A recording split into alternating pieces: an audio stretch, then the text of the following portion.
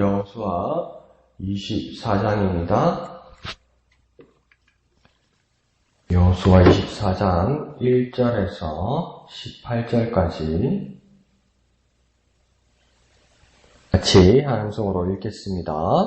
여호수아가 이스라엘 모든 지파를 세겜에 모으고 이스라엘 장로들과 그들의 수령들과 재판장들과 관리인들을 부르매 그들이 하나님 앞에 나와 선지라. 여호수아가 모든 백성에게 이르되 이스라엘의 하나님 여호와께서 이같이 말씀하시기를 옛적에 너희의 조상들 곧 아브라함의 아버지 나홀의 아버지 데라가 강 저쪽에 거주하여 다른 신들을 섬겼으나 내가 너희의 조상 아브라함을 강 저쪽에서 이끌어내어 가나안 온 땅에 두루 행하게 하고 그의 씨를 번성하게 하려고 그에게 이삭을 주었으며 이삭에게는 야곱과 에서를 주었고 에서에게는 세일산을 소유로 주었으나 야곱과 그의 자손들은 애굽으로 내려갔으므로 내가 모세와 아론을 보내었고 또 애굽에 재앙을 내렸나니 곧 내가 그들 가운데 행한 것과 같고 그 후에 너희를 인도하여 내었노라. 내가 너희의 조상들을 애굽에서 인도하여 내어 바다에 이르게 한즉 애굽 사람들이 병거와 마병을 거느리고 너희의 조상들을 홍해까지 쫓아오므로 너희의 조상들이 나 여호와께 부르짖기로 내가 너희와 애굽 사람들 사이에 흑암을 두고 바다를 이끌어 이그들을 덮었나니 내가 애굽에서 행한 일을 너희의 눈이 보았으며 또 너희가 많은 날을 광야에서 거주하였느니라. 내가 또 너희를 인도하여 요단 저쪽에 거주하는 아모리 족속의 땅으로 들어가게 하매 그들이 너희와 싸우기로 내가 그들을 너희 손에 넘겨주매 너희가 그 땅을 점령하였고 나는 그들을 너희 앞에서 멸절시켰으며 또한 모압 왕 십볼의 아들 발락이 일어나 이스라엘과 싸우더니 사람을 보내어 부올의 아들 발람을 불러다가 너희를 저주하게 하려 하였으나 내가 발람을 위해 듣기를 원하지 아니하였으므로 그가 오히려 너희를 축복하였고 나는 너희를 그의 손에서 건져내었으며 너희가 요단을 건너 여리고에 이른즉 여리고 주민들 곧 아모리 족속과 브리스 족속과 가나안 족속과 헷 족속과 기르가스 족속과 히위 족속과 여부스 족속이 너희와 싸우기로 내가 그들을 너희의 손에 넘겨주었으며 내가 왕벌을 너희 앞에 보내어 그 아모리 족속의 두 왕을 너희 앞에서 쫓아내게 하였느니 너희의 칼이나 너희의 활로서 이같이 한 것이 아니며 내가 또 너희가 수고하지 아니한 땅과 너희가 건설하지 아니한 성읍들을 너희에게 주었더니 너희가 그 가운데에 거주하며 너희는 또 너희가 심지 아니한 포도원과 감람원의 열매를 먹는다 하셨느니라. 그러므로 이제는 여호와를 경외하며 온전함과 진실함으로 그를 섬기라. 너희의 조상들이 강 저쪽과 애굽에서 섬기던 신들을 치워버리고 여호와만 섬기라. 만일 여호와를 섬기는 것이 너희에게 좋지 않게 보이거든 너희 조상들이 강 저쪽에서 섬기던 신들이든지 또는 너희가 거주하는 땅에 있는 아모리 족속의 신들이든지 너희가 섬길 자를 오늘 택하라. 오직 나와 내 집은 여호와를 섬기겠노라 하니 백성이 대답하여 이르되 우리가 결단코 여호와를 버리고 다른 신들을 섬기기를 하지 아니하오리니 이는 우리 하나님 여호와께서 친히 우리와 우리 조상들을 인도하여 애굽 땅 종되었던 집에서 올라오게 하시고 우리 목전에서 그 큰 이적들을 행하시고 우리가 행한 모든 길과 우리가 지나온 모든 백성들 중에서 우리를 보호하셨음이며 여호와께서 또 모든 백성들과 이 땅에 거주하던 아모리 족속을 우리 앞에서 쫓아내셨습니다. 그러므로 우리도 여호와를 섬기리니 그는 우리 하나님이시니이다 하니라. 아멘. 예, 계속해서 그 여호수아의 고별 설교가 이어지고 있습니다. 그래서 참 어떻게 보면 드문 일이죠. 그 임종을 맞이한다고 그러면 보통 우리가 이제 어른들 이렇게 경험해봐서 알지만 그렇게 특별히 마지막 말씀을 하실 그런 여력이 없죠.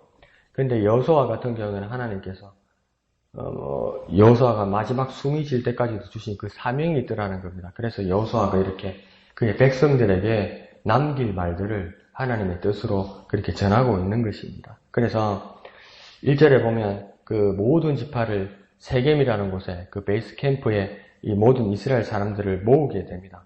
그런데 이 세겜이라는 것은 처음에 이스라엘이 베이스 캠프를 세웠던 것은 길갈이고 이제 더 안쪽으로 정복 사업을 마치고 더 안쪽으로 세겜이라는 지역으로 들어온 것입니다. 그래서 이 세겜에서 나중에 다윗 왕 시대에는 이제 예루살렘으로 더 안쪽으로 이렇게 중심으로 들어오게 되는 것이죠. 그래서 이 세겜에 이 사람들을 모으는데 오늘 1절을 잘 볼 것은 이 백성들 그리고 이 여호수아가 오기 전에 먼저 와 있는 누가 있다고 1절에는 그 끝에 말하고 있습니다. 누가 먼저 와 있다고 이야기하냐면 하나님 앞에 나와 있다 이렇게 이야기하죠. 하나님 앞에 나와 있다는 것은 하나님이 먼저 와 계시고 또 기다리고 계시다는 것을 말하는 것이죠. 그러니까 우리의 삶의 자리 어디에도 하나님이 먼저 와 계시고 우리는 그 하나님 앞에 서는 겁니다. 그러니까 나 혼자 뭐가 외롭다, 아무도 몰라준다 그런 마음이 눈앞에 보이지 않기 때문에 그런 마음이 드는 것은 또 우리에게 일반적인 일이지만은 우리가 더 깊이 생각해보고 또 깨달아야 할 것은 뭐냐면 우리의 어떤 자리에도 하나님이 먼저 와 계시고 그리고 우리는 그 자리에 처음 가는 것 같지만 거기에 계신 하나님 앞에 서 있는 것이다. 우리는 그렇게 생각해야만 할 것입니다. 그래서 2절에 보면 여호수아는 이제 옛적 이야기를 이야기하고 있습니다. 옛날 우리 조상 때부터 하나님께서 어떻게 역사하시고 우리에게 어떤 일이 있었는지를 이야기하고 있습니다. 근데 이거 잘못 말하면 신세대가 꼰대 어른한테서 제일 듣기 싫어하는 그런 이야기하는 거였습니다. 옛날에 내가 있잖아. 옛날에 니네 할아버지가 이러면 또 저래 잡는다. 그런 이야기처럼 들을 수도 있습니다. 그런데 이스라엘 사람들은 뭐냐면 역사 가운데서 그리고 또 지금도 앞으로도 일하시고 증거를 주시는 하나님의 비전으로 믿고 확신하고 그렇게 교육받아 온 겁니다. 그래서 항상 옛적에 하나님께서 어떻게 역사하셨다는 것을 생생하게 어떻게 할까요? 학습시킵니다. 지금도 이스라엘 사람들에게는. 그래서 신명기 4장 이상을 그게 진짜인지 진짜 그게 가능할까요? 사람을 다 같이 그냥 교육시키면 가능한지도 모르겠습니다. 성인식에 창세기, 출애굽기, 레위기, 민수기, 신명기 이 5개 성경권을 히브리어로 외워야 성인이 된다고 그렇게 이야기했다는 건데 가능할까? 근데 그 정도로 철저하게 이 사람들이 그것을 외우고 이전에 하나님께서 역사하셨던 것을 철저하게 외우고 그래서 나도 이 자리에 서 있는 것이고 우리 후손과 나의 미래도 그렇게 하나님께서 책임지실 것이라고 그렇게 교육받아온 사람들입니다. 그것을 여호수아도 이렇게 하는 것이죠. 그러면서 그 이야기를 하면서 2절 하반절에 보면 여호수아가 뭐라냐면 아브라함과 나홀의 아버지 데라 때에도 이렇게 합니다. 아브라함과 나홀의 아버지 데라 때에는 어디냐면 강 저쪽에 있었다 이렇게 합니다. 이 강은 뭐냐면 가나안 땅의 가나안 땅 경계 밖에 있었다는 겁니다. 하나님과 관계없는 삶을 살고 있었다는 겁니다. 그래서 뭐라고 이야기하냐면 하나님이 아닌 다른 신들을 섬겼더랬다고 이야기하고 있습니다. 하나님도 몰랐고 하나님이 아닌 다른 신을 섬기는 것이 아브라함과 아브라함 아버지의 가족이었다고 이야기합니다. 그런데 아브라함은 하나님의 지시와 약속을 받고 이 강을 건너오는 겁니다. 이 강을 건너온다는 말은 뭐냐면 이전에 우상의 삶에서 이제 하나님을 섬기는 삶으로 넘어온다는 겁니다. 그러니까 이전의 삶을 버린다는 것이죠. 강을 건너오면서 강을 건넜다는 겁니다. 강을 건넌다는 것은 여러 이야기를 하죠. 죽음을 이야기도 하고 새 삶을 이야기하기도 하고 또 강을 건넜다고 그랬을 때 또 어떡합니까? 이전의 삶을 버렸다고 이제 내가 새 인간이 되었다고 손 씻었다고 세상 사람들도 그렇게 말할 때 뭐냐면 강을 건넜다고 하죠. 그리고 너는 이제 강을 건넌 거야 할 때 돌이킬 수 없다고 말할 때도 강을 건넜다고 이야기하죠. 그래서 이 사람들도 아브라함의 가족들도 그 강을 건넜다고 이야기합니다. 그래서 이 이스라엘 사람들을 뭐라고 부르냐면 히브리 사람이라고 그렇게 부릅니다. 그래서 이 히브리란 뜻이 뭐냐면 강을 건넜다 이 뜻입니다. 그러니까 이스라엘 사람들은, 지금도 유대인들은 우리가 히브리 사람이다. 그리고 바울도 자기 자신을 소개할 때 나는 히브리인 중에 히브리인이요. 그 이야기를 할 때 한 가지 들어있는 그 뜻은 뭐냐면 나는 강을 건넌 사람이다. 이제는 내 세상의 삶을 이제 포기한 사람이다. 청산한 삶이다. 그것을 인정하는 겁니다. 그래서 여전히 자랑스럽게 뭐라 부릅니까? 히브리인이라고 부르는 것입니다.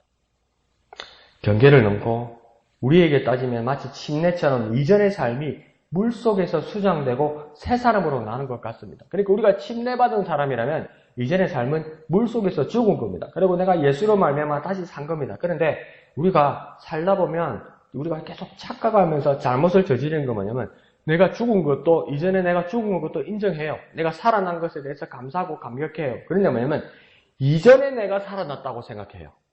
그래서 그렇게 사는 거예요. 그래서 우리 어른들도 뭐라 합니까? 저 지버릇 개 못 준다 이러잖아요. 그 옛날 버릇 나온다고 그러잖아요. 그러니까 그리스도인의 삶을 살면서도 이전에 내가 죽었고 살았다고 하면서도 뭐냐면 이전에 내가 죽은 것은 모두고 확실하게 아는데 이전에 내가 살았다고 생각하는 거예요. 이전에 나는 죽고 이전에 나는 사라지고 그리스도로 말미암아 내 사의 삶으로 살아났다고 생각해야 되는데 자꾸 이전으로 간다는 것이죠. 그러나 하나님께서 우리에게 요구하시고 기대하시고 우리에게 주신 바의 삶은 뭐냐면 이쪽으로 와서 하나님을 새로 섬기게 되는 삶입니다. 새로운 삶입니다.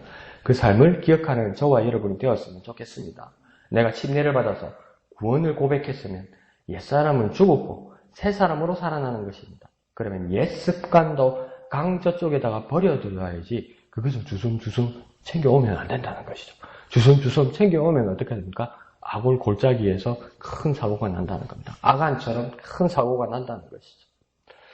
자, 그 뒤에는 이제 어떤 이야기가 나오냐면 이삭 이야기, 모세와 아론, 광야에서 발락과 발람 사이에 저주하고 축복하는 이야기, 막 요단을 건넌 후에는 이방 족속들과 정벌 전쟁했던 이야기, 이런 이야기들이 막 계속 나옵니다. 그래서 막 천일야와 아라비안 나이트처럼 막 밤새도록 이야기하는 것처럼 이야기가 나오는데 그 이야기로 꽉 차 있는데 정말 할아버지 여호수아가 이야기하면 애들도 쑥 빠져드는 그런 분위기인 거예요. 지금 막 그 옛날 이야기를 하니까 막 그게 빨려들어서 막 뭔가 감동과 재미가 막 더해져 막 그냥 누구나 막 딴 청피지 않고 막 총총하다는 거죠. 막 그게 깊숙이 들어온다는 거죠. 그러니까 마치 막 강 목사가 설교하면 또 설교를 저렇게 길게 하고 다 아는 게인데 뭐 고르트분하게 저러고 확 졸리고 이러는데 막 지난번에 보니까 막 여기다가 뭔가 철로 육정 틀어주니까 자는 사람 하나씩 눈 초록초록 다 보는 것처럼 기억이 아직도 나는 것처럼 지금 여호수아가 그렇게 생생하게 말한다는 겁니다. 이게. 자, 그럼 무엇 때문에 이렇게 아브라함, 이삭, 모세, 광야 생활, 가나안 정복, 전쟁들이 이렇게 이어지면서 이야기를 하고 있는 겁니까? 그 이유를 3절 중간에서는 여호수아가 이렇게 말합니다. 강 저쪽에서 이끌어내요. 가나안 온 땅에 두루 행하게 하려고.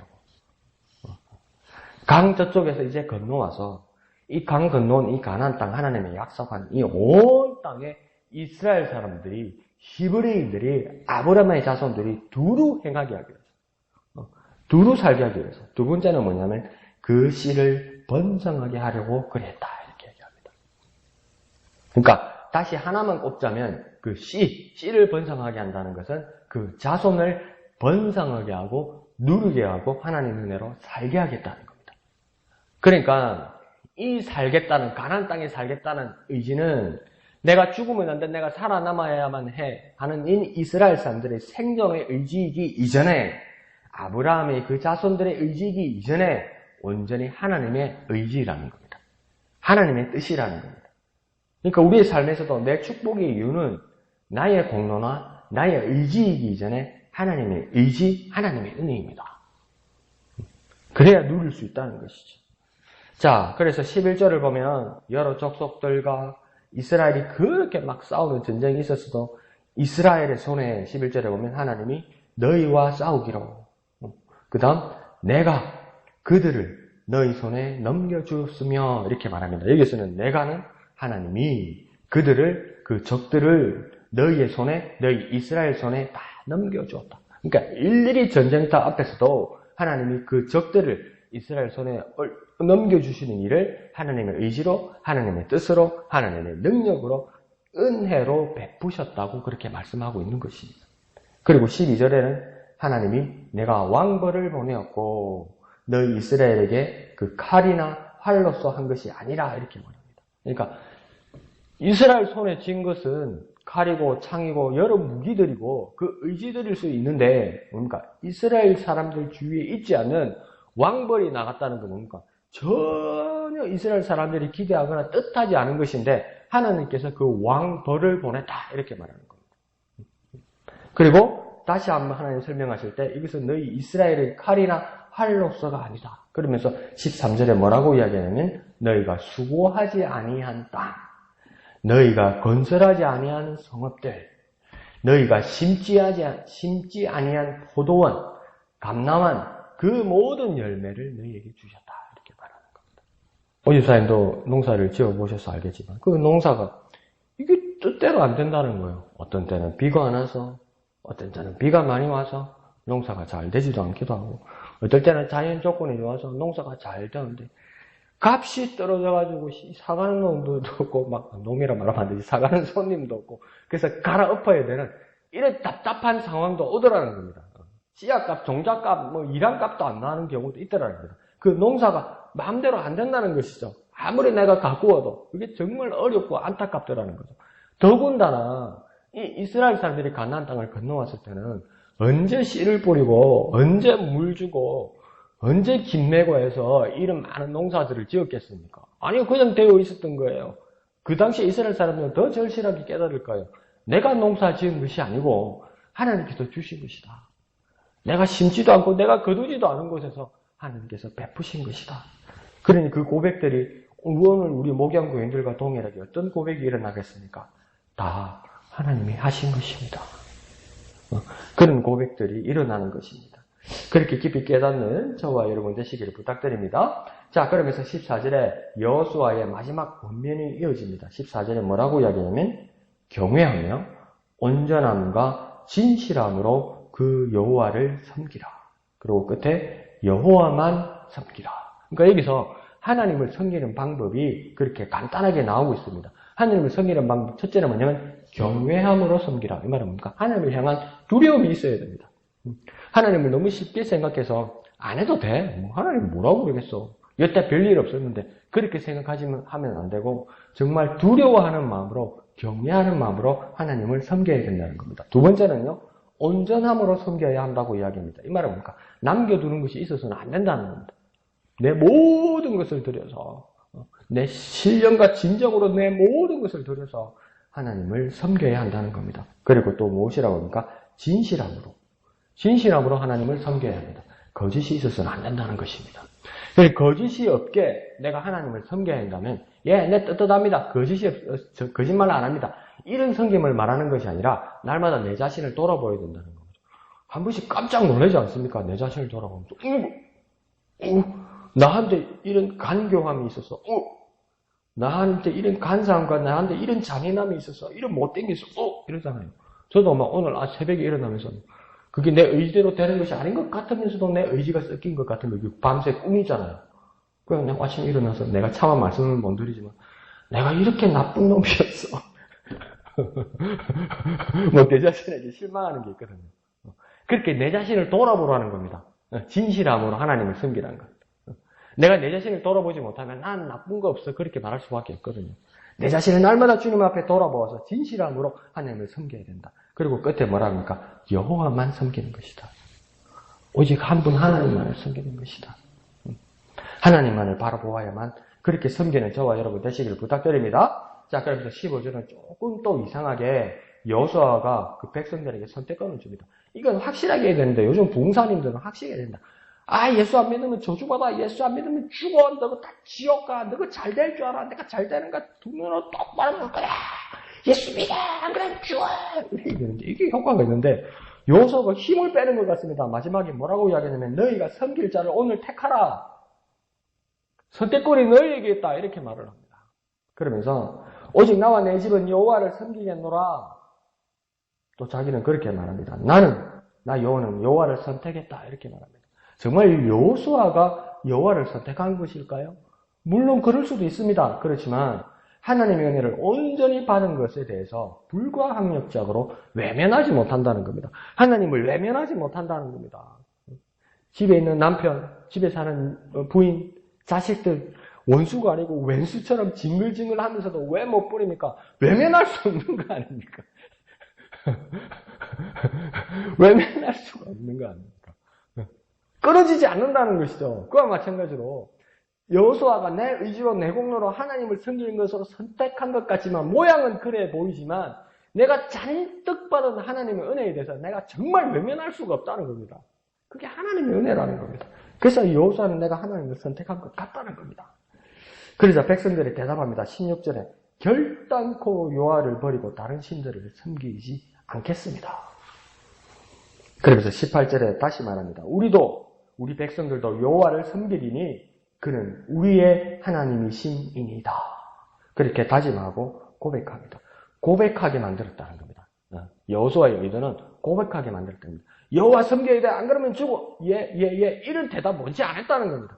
내가 하나님을 선택했고 내가 하나님을 섬기기로 맹세합니다. 그 고백을 받기를 원했다는 겁니다.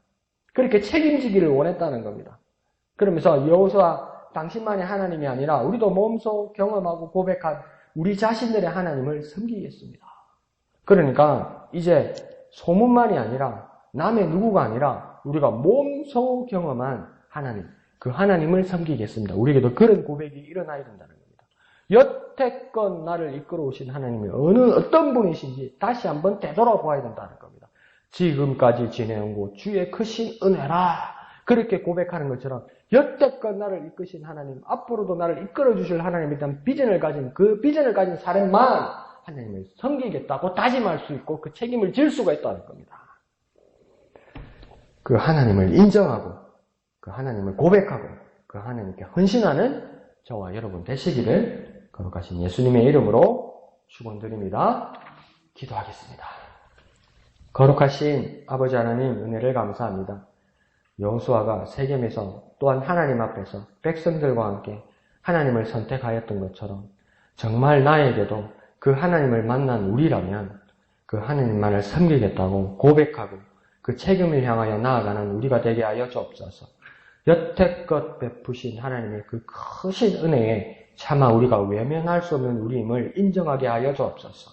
하나님을 경외하며 온전함과 진실함으로 온전히 하나님만을 섬기는 우리가 되게 은혜 베풀어 주시옵소서.